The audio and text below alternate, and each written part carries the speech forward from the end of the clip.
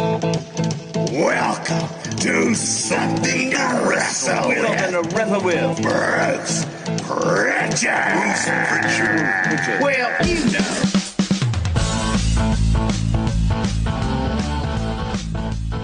And now he's finally out of WrestleMania. It's WrestleMania 6. It's in Toronto. And he is wrestling the Macho King. How does that come about? This is another match where you just seemingly, what is going on? Here's a WWF guy, and now here's really a guy we all identify as an NWA guy. And maybe, a year or two earlier, this would have been a dream match because both of those guys were near the top of their game. And now, one's in polka dots and one's wearing a crown. What happened? It was what you just said. It was two of the top stars in the game. It was Randy and Dusty, and the characters, the Macho King looking down on everybody, and the guys that the Macho King's looking down upon are the common people. And you got the leader of the common people, the common man, the American Dream, Dusty Rhodes. And you got Miss Sapphire, and you got Queen Sherry. It was a match made in heaven.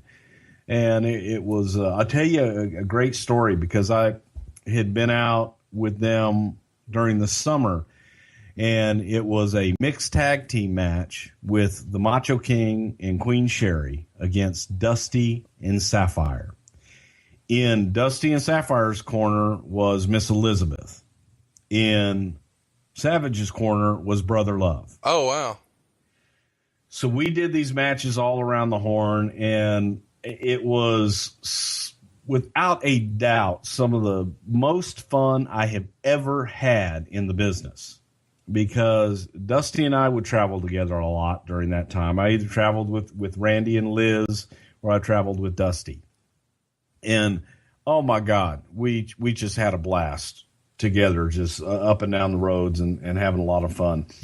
But when we first started this match, we laid out the match. Randy liked to lay things out. We laid out the match, and Dusty dictated a lot of it, if you will. And the match, in short, kind of consisted of myself, Randy, and Sherry running into Dusty's elbow. Dream didn't move. The elbow just stayed up in position, and our heads found it. I see. And I am having an absolute blast every night. Just working with Dusty, having fun, working with Randy and Sherry and everybody. I mean, we are having a blast. And we're kind of doing the same thing every night, and we're doing this for about 2, 3, 4 weeks, maybe 3 weeks. And we finally get to Hamilton, Ontario. And we got a double shot. So we're doing a show in the afternoon and another show that night in Toronto. Well, Pat Patterson is the agent for both shows. And Pat has not yet seen our match. He says, "What have you guys been doing?" He says, "Well, we'll show you tonight." So we go out, or during the day, the first show. So we go out and we have the match, and we come back, and we're like, "What'd you think?" And he says, "How are you guys getting to Toronto?" I said, "Well, we're going to ride with somebody." He says, "Ride with me." So this is Pat Patterson telling Randy and myself and Liz to ride with him. Right. So we get in the car. He had a limousine, and we get in the car. And on the way there, Pat tells us it was one of the worst matches he had ever seen in his life. He says, "I hated it. Oh my God, Randy, you're a WWF champion, and you're out there and you're bumping all over for him, and you're not getting anything in, and he makes you look like a piece of garbage." And essentially, he's getting Randy fired up. Because he's like telling him, he's abusing you, and now you're bumping, and you're making, he doesn't do anything, and you're a champion, and everybody, they love you, and Brother Love, what the hell? He goes, "You get in for the match, you get in one time only. You got heat. Why you go in and bump all over for him?" We think about it, and Pat's telling us everything that's wrong with the match that we laid out that we loved. Right. And he's making sense. He's making a lot of sense. But to be just real blunt, man, we were fans of Dusty and we were having a good time working with the Dream and doing all of his stuff. So he says, let's come up with a different match. So we come up with a completely different match with basically Randy controlling the majority of the match and getting heat on Dusty, and Dusty making his comeback, and Brother Love gets in at the very end, and Dusty gets one shot at Brother Love, and that's the finish, and we're out of there. So we get to Toronto, and we have this match. Randy and I have this whole match laid out. I mean, we've got it completely laid out. And Randy says, he's fired up. I mean, he's just all bowed up. He's ready to go. And he's like, where's Virgil? Where is he? And he hadn't gotten there yet. Let me know as soon as he gets in, and we need to talk to him. So Dusty comes in, puts his bag down, and they say, hey, Dusty's in the back dressing room over there. So we go marching in, and Randy goes over to Dusty. Says, Green, we need to talk to you for a minute in here. So we walk around the corner, go into the shower. That's where you had all your private meetings. It's in a shower or bathroom stall. So we get in, and Randy starts off by going, we were talking to Pat about the match, and he didn't like it, and we had some changes and things like that, and we're going to make some changes tonight. So, Brother Love, go ahead and tell him what the match is. Oh, wow. Oh, and wow. I'm looking at Randy like, why me? And go ahead. And so I lay the match out to Dusty. And Dusty is got his back against the wall in the shower and is looking at me with these giant bug eyes. Doesn't say a word throughout the entire spiel. And we're finished. And Randy's like, okay, what do you think? And Dream just looks at it and says, baby,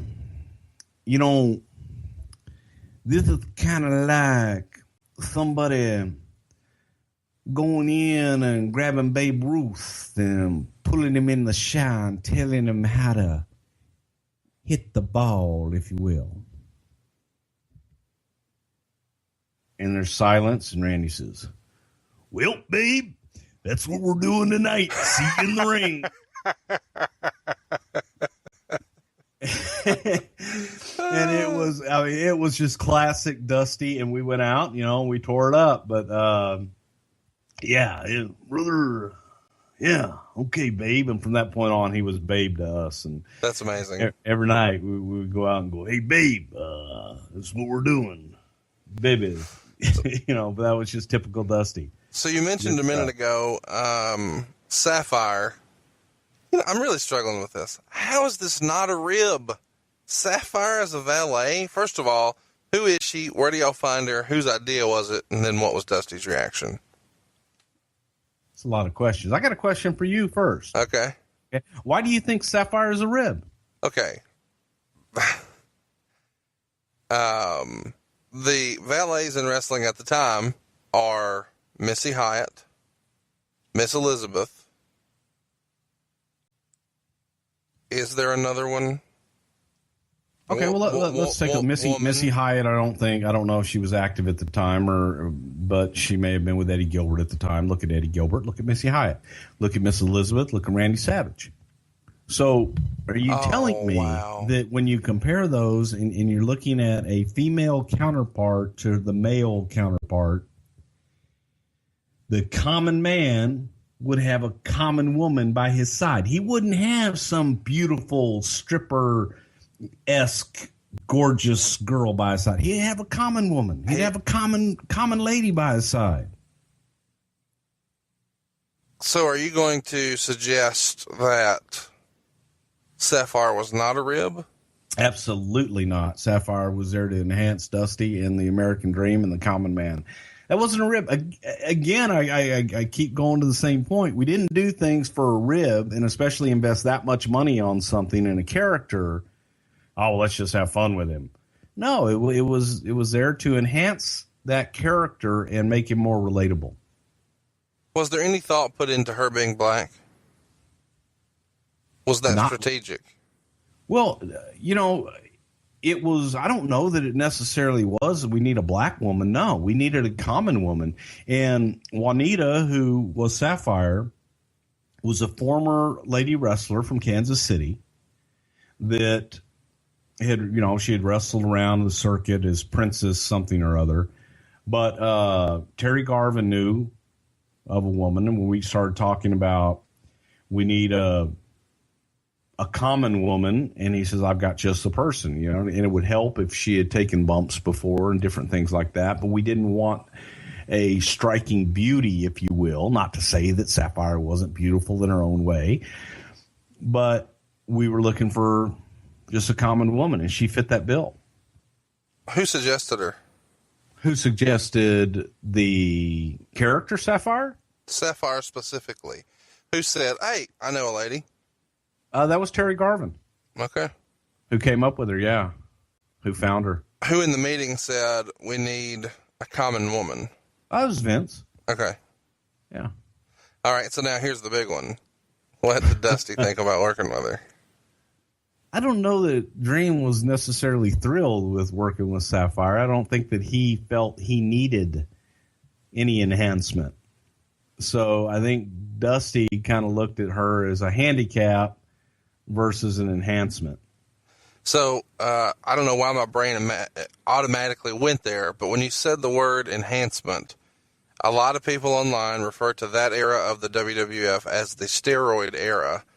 Was there any pressure or any conversation about Dusty trying to change his physique? And by saying that, I don't mean necessarily that anybody say go take steroids. I'm not asking that. I'm asking, did he feel the need to try to trim down, to drop some weight? Was there any conversation about him just trying to change his physique for WWF television? Yes, there was. And Dusty brought that up. And Dusty, when he started and he came up in a conversation with Vince, told Vince that he was eating salads and chicken breasts and was on a diet and exercising and hitting the treadmill and all these things. And Vince looked at him and said, why? I want you as you are. I want to see the puppies. I want the flab. I don't change a thing. So to the contrary, and Dusty felt that he needed to get in shape, if you will. Dusty was in great shape, an incredible athlete.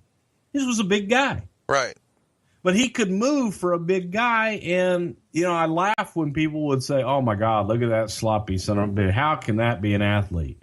He was a stud throughout his entire career. Even then, he could move and he could go. So help me understand when you're saying, puppies, and I know I'm circling back to something silly here. Are you suggesting that Vince McMahon coined that phrase and not Jerry Lawler? Are you crushing all of my dreams here today? I think I'm crushing your dreams there, pal.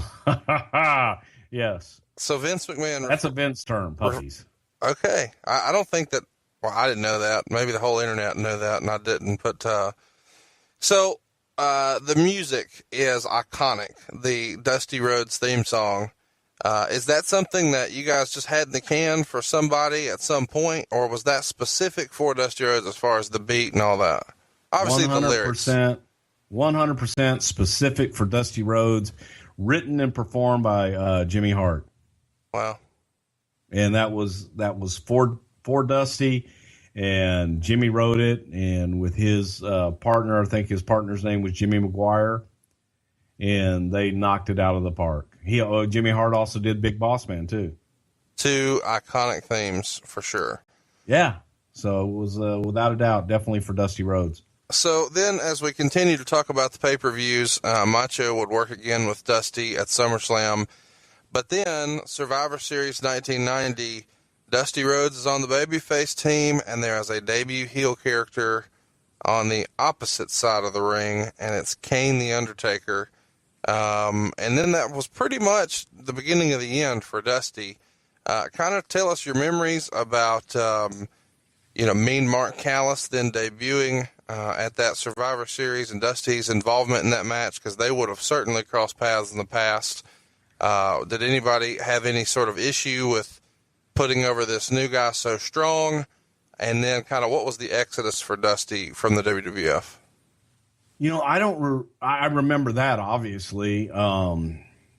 But there was no problem at all with making sure that everybody in that match, that match was designed to get The Undertaker over in a huge debut and to make him look like a killer in there. And Dusty was a big part of that.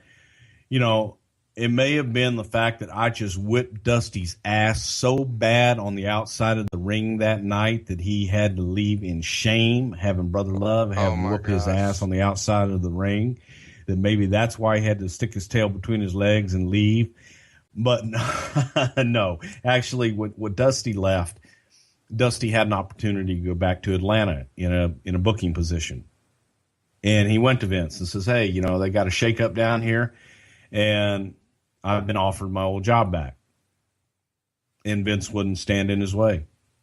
Now, here's my question. We started this conversation, and I do want to circle back to Dustin for a minute, but I want to follow up on that thought right there, because we started this conversation by talking about, Vince didn't really make guarantees on contracts, and we just talked through what the Vince pitch was, and it was kind of understood that most guys would believe they would make more money, and you said in most cases they do. So if this is for more money and he's making more money right now, why the hell would he want to go back to his old job? Power and the lure of more money there.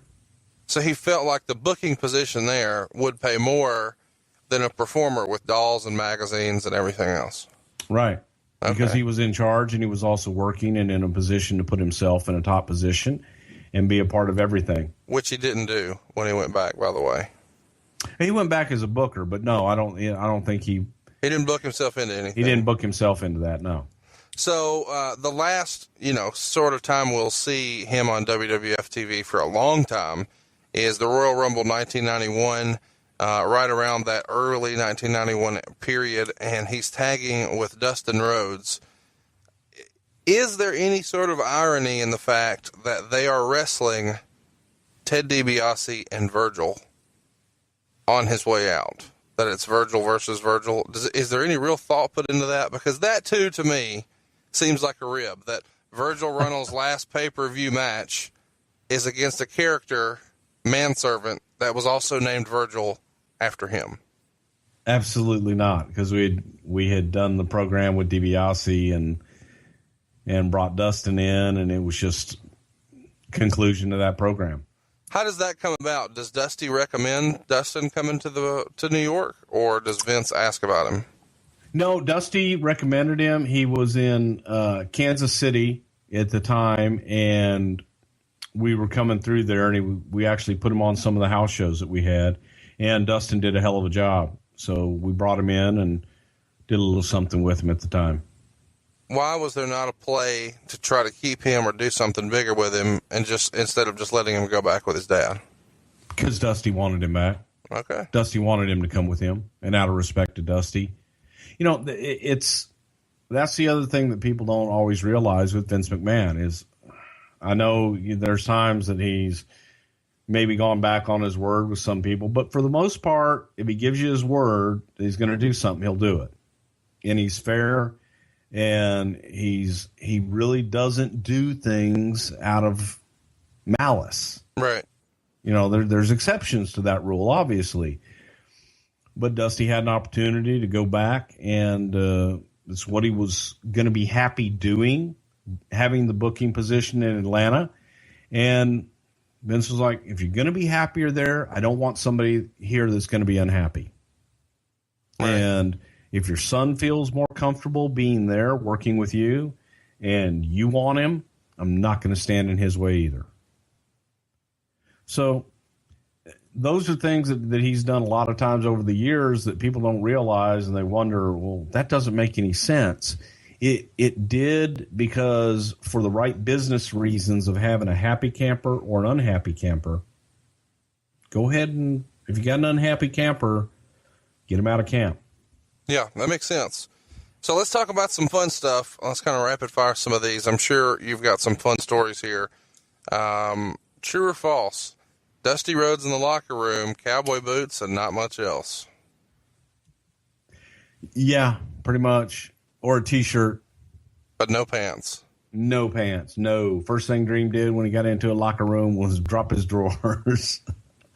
Why does Dusty hate pants so much? I don't know. Maybe he got chafed or something. But yes, that's a true story. That's pretty much true wherever he was.